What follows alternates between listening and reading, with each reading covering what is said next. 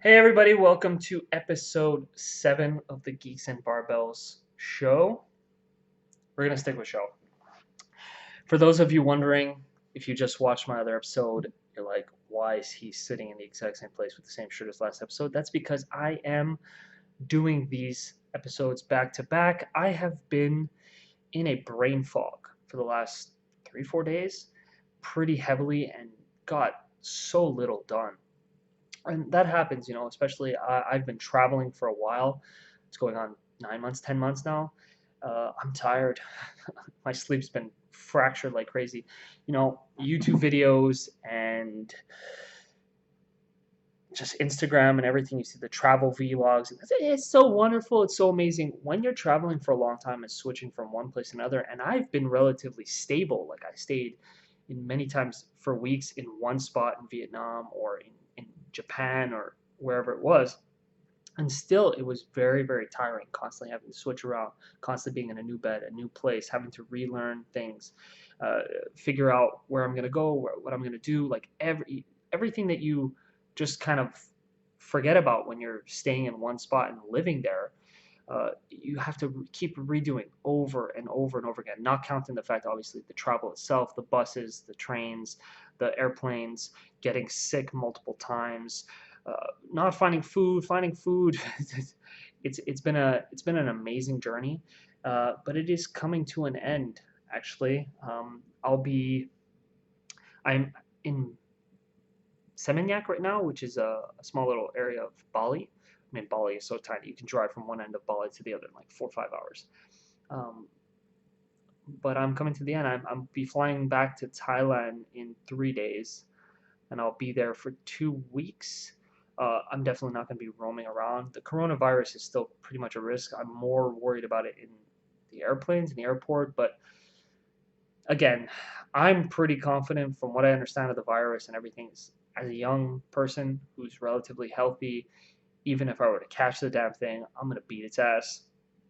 It's as simple as that. I'm going to beat its ass. The death rate of the coronavirus is extremely low. Like the flu, the normal flu kills so many people every year. So I don't really see this reason to panic like crazy as many people are, because unfortunately many people have died. But let's face it, again, the normal flu just in the States kills something like 60,000 people. There is not a logical reason to panic, because if you consider the coronavirus as a reason to panic, well, then the normal flu should make you hide in your basement in a bunker and never leave. And that's just the normal flu. That's not counting all the other colds and bacteria and viruses. Shit's trying to kill us everywhere. So, tangent.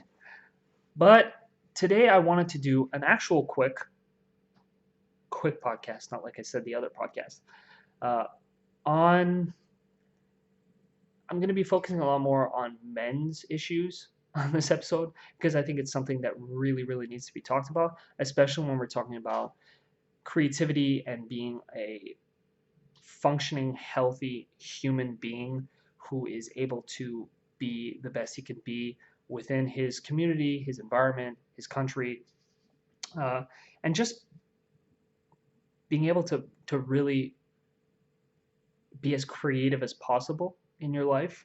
Um, there is something that is just not talked about that much in society. I mean, everybody shits on men. Let's face it. Men shit on men, women shit on men, the news is shitting on men. Everything is men's fault. Everything. Everything is men's fault. Now, am I trying to say, oh, this is a bad thing? No. There's a lot of things that men as a sex have to take responsibility for 100%. But that's the problem, is there is nobody or very, very few people talking about responsibility for men.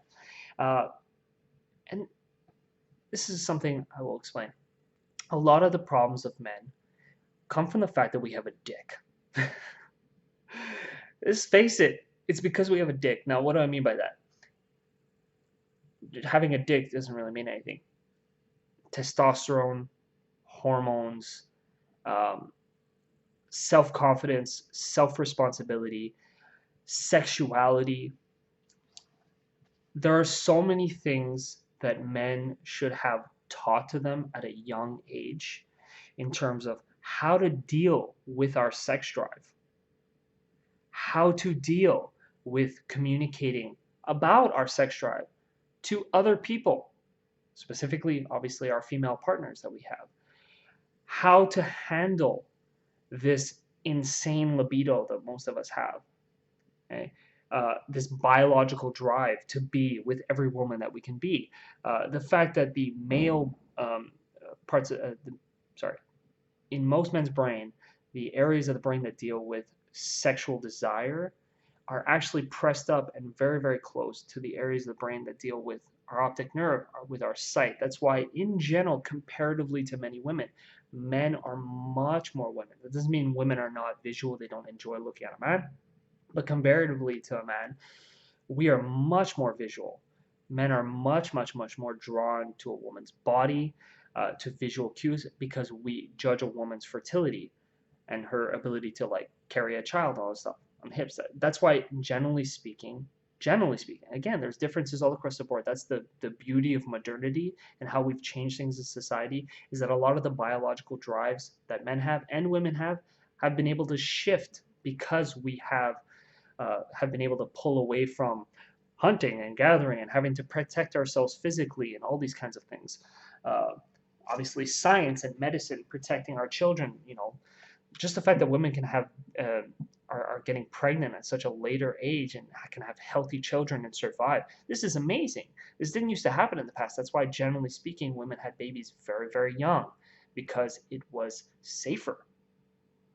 Maybe they weren't consciously thinking that, but it was safer. Because the chances of you dying of complications in childbirth, when even by the time you were like in your mid-20s, was fucking high.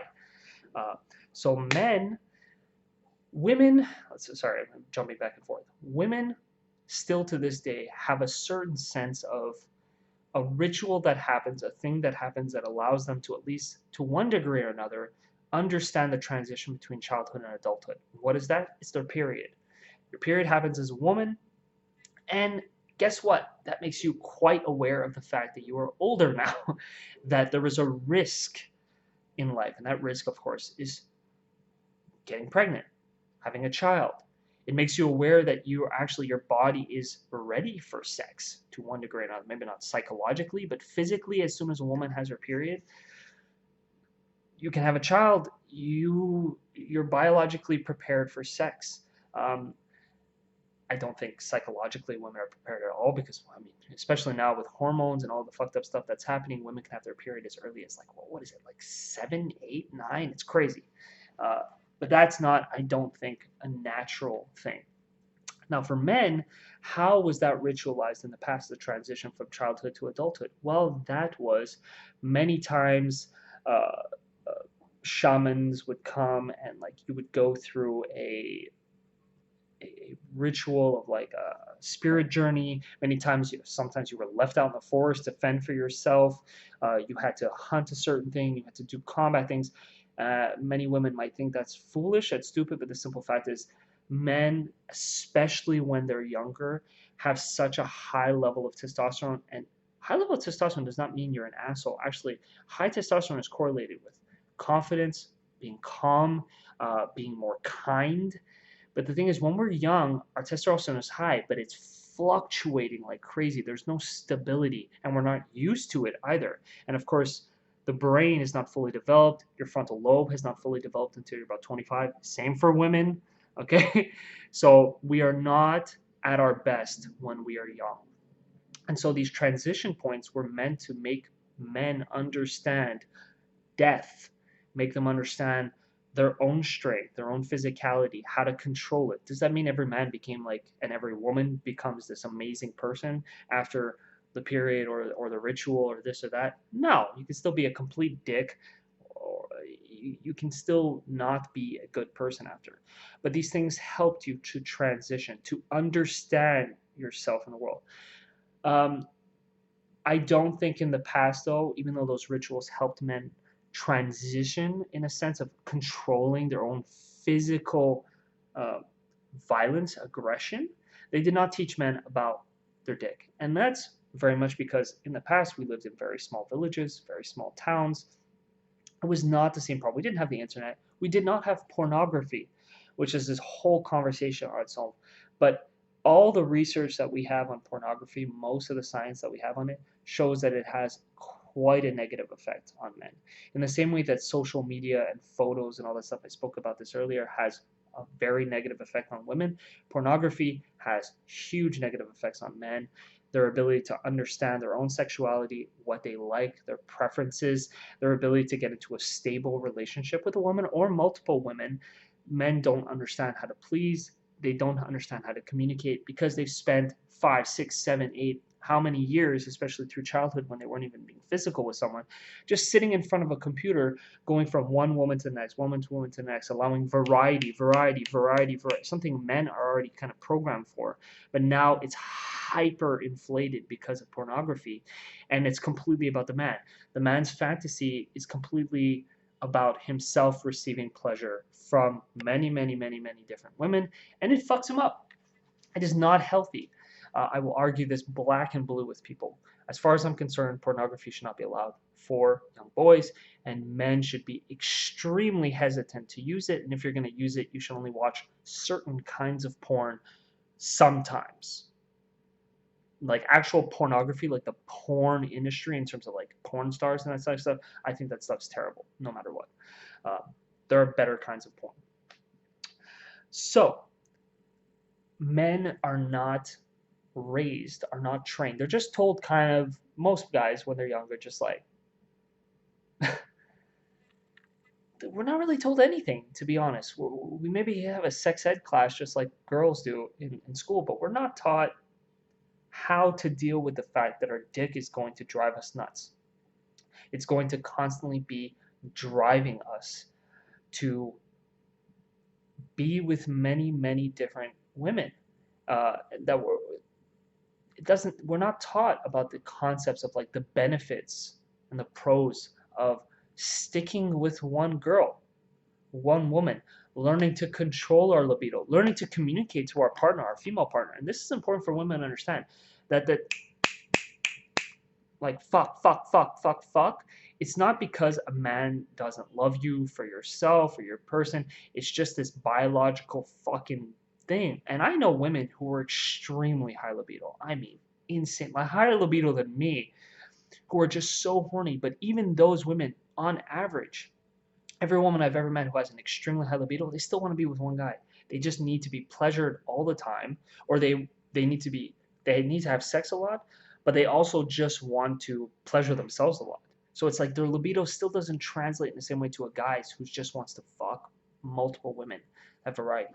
This needs to be understood. Like a woman going with a guy. Now, is there guys who aren't like this? For sure. For sure.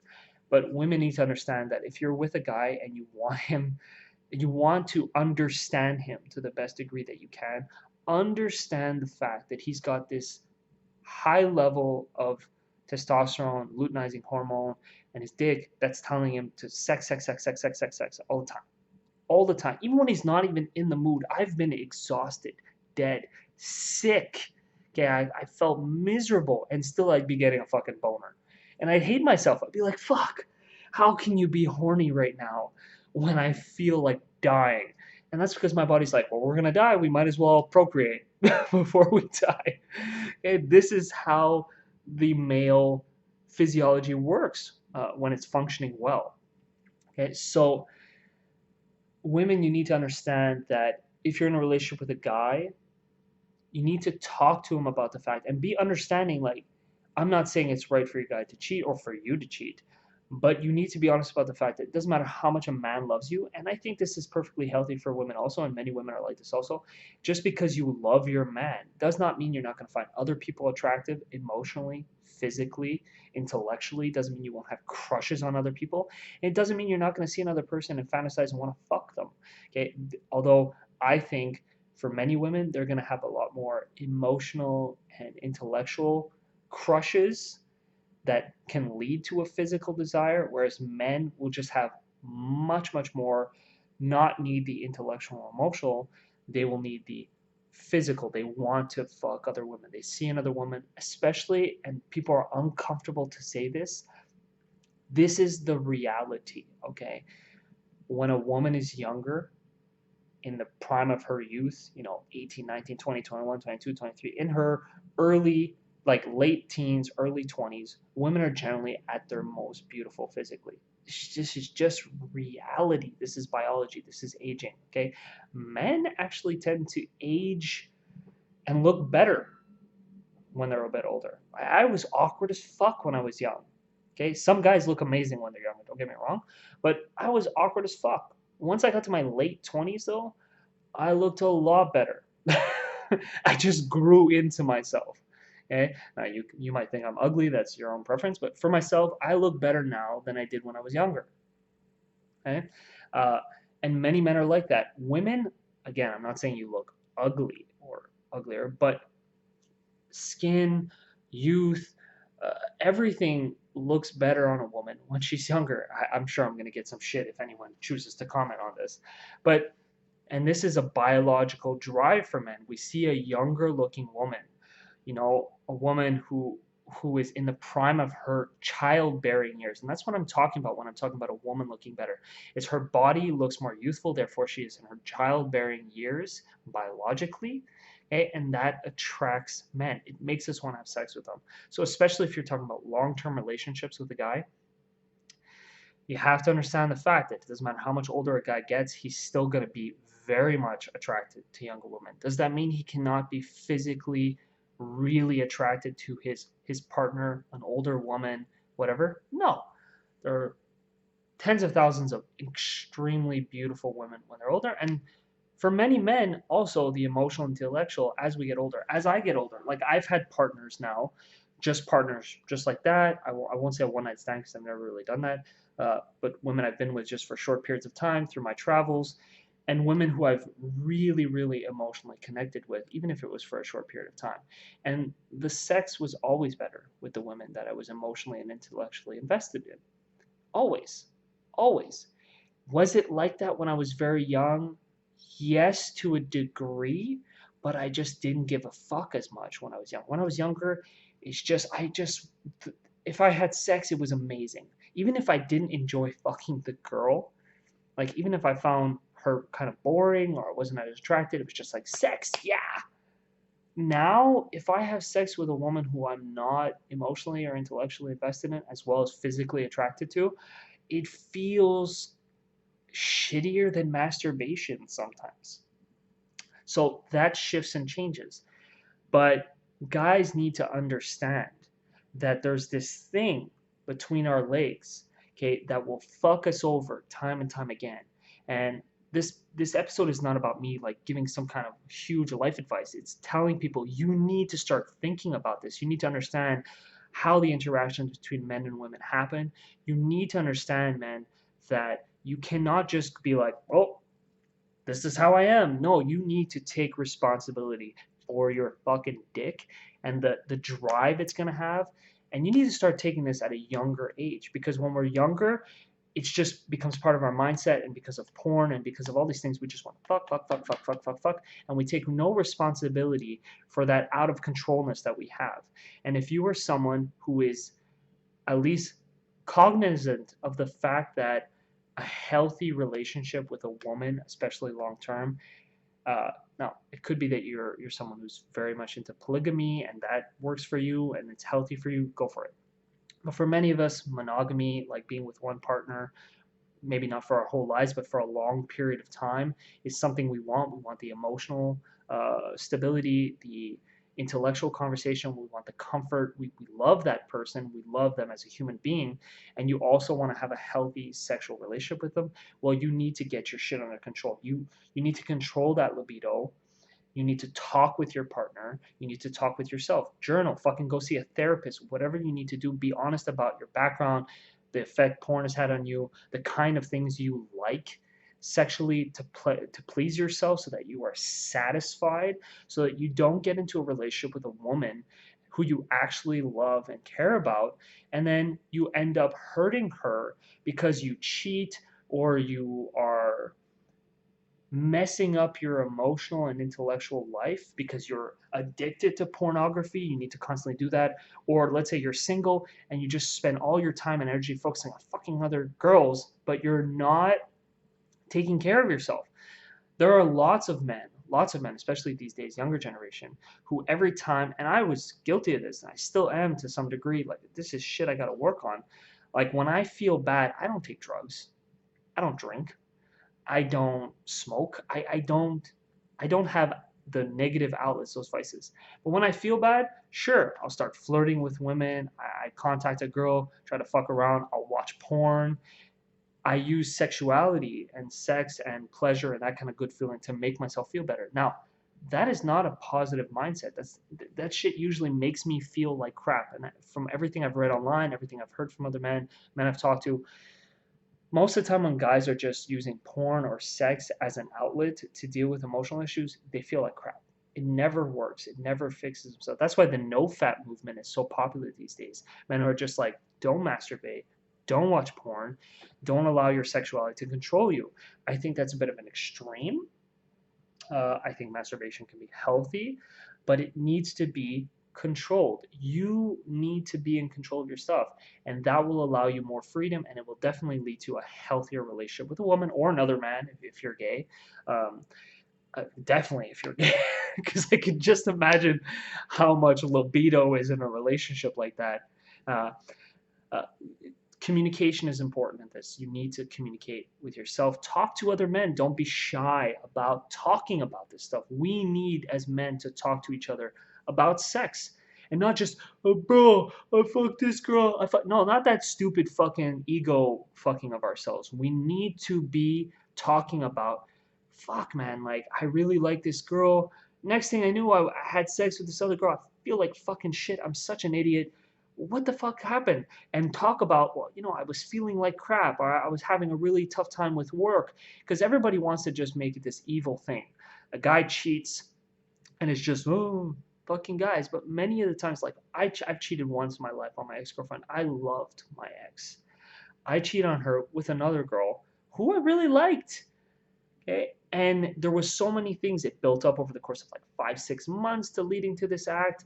I was going through a huge emotional turmoil in my personal life with my family, with myself, with my work, uh, where I was living. Like everything was, and I did this thing, and it was not with a girl who I met in a fucking bar. It was with a girl I worked with for many months who was going through her own emotional issues, and we connected and this and that, and I cheated. Does that mean it was okay that I cheated? Absolutely not. I made a promise to my girlfriend at the time, and I broke that promise. I broke her trust. I broke her heart, and I broke my own heart. I fucked myself over. I lost a really important person, the first person I'd ever not just been in a relationship with, the first person I loved as a human being, who I considered my best friend. I lost that person because I allowed myself to have all my emotional issues in my life culminate into this thing where my libido, my desire for release, my desire to feel good in a moment took control, and I did an act that might have felt good in the moment, but screwed me over in the long term. And we need to talk about this as men. We need to talk about the fact that it is I mean, like I've said this so many times to people, most of us don't even have the willpower to resist a piece of cake. So I will never blame someone for making a mistake like cheating or anything else. We as humans, we're not perfect. We make mistakes. Okay. And men and women both need to recognize that we make mistakes, we fuck up. And if you just blame someone harsh and treat them as though like they're supposed to be this perfect creature that never makes a mistake, you're wrong. You need to be honest, because you're not perfect. You make mistakes. Maybe you didn't cheat or you didn't do this or that, but you've done many other things that are just as worse, okay? Or just bad in terms of the relationships and the people around you and towards yourself. And so for men, like I said, communicate, talk with other men honestly, bring this stuff up honestly, judge yourself harshly, but with caring and kindness, and understand that the things you do in your day, the way you're dealing with your emotional issues, the way you are dealing with your sex drive, okay, through pornography and all that crap, the way you're dealing with outletting any negative emotions, you need to get that shit under control.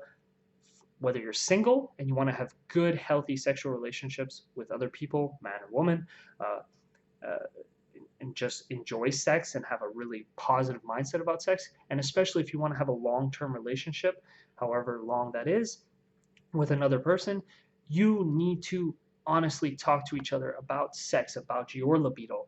You need to take responsibility for this fucking thing hanging between your legs. Otherwise, it's going to shit on your empire. Your empire might be just you. Your empire might be your relationship. Your empire might be your family. Your empire might be your actual business or job or thing that you're trying to create. That you're sapping all your energy from, that you're making yourself feel mentally uh, weak and emotionally fragile because you are just not having a healthy sexual relation with yourself and with another person. And so you need to think about this. I think it's extremely important. I think a lot of men are very, very self destructive with their sexuality, and they lose out a lot of really good productivity, of energy, of creative outlets. You know, instead of doing something they want to do, something like they want to write a book, or they want to change a job, or get into an athletic endeavor, what do? Instead, they sit in front of the computer and fucking jack off. You know, because it's so much easier, it feels good, and you can just forget about that other stuff, and you don't have to output the energy and effort into that thing. So this is extremely, extremely important for men to be honest with ourselves about. And I'm kind of rambling at this point, so I'm going to cut it off there. Think about this stuff, guys, and women, if you have this kind of issue, or at the very least, think about it in terms of like how you're interacting with your sons, with your husbands, with your boyfriends, with your male friends. Don't be afraid, girls, to talk to guys about this, because I think it's a lot easier for men to talk to a woman many times about their sexuality and the issues they have to deal with it, because we feel a bit safer talking to a woman than the kind of ego community that happens with men. But men, you definitely need to talk to other men also. We need to communicate about this shit. So as always, stay healthy, let your geek freak fly. And of course, if you like this episode, this show, if you like my website, please subscribe, like, share.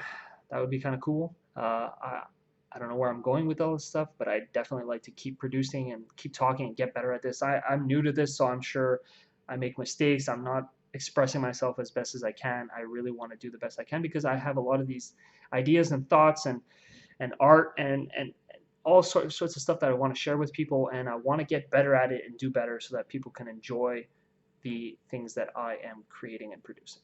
So like, subscribe, comment, let me know what you think, let me know things I can improve, things you'd like to hear about, and I will see you at the next episode. Thanks very much.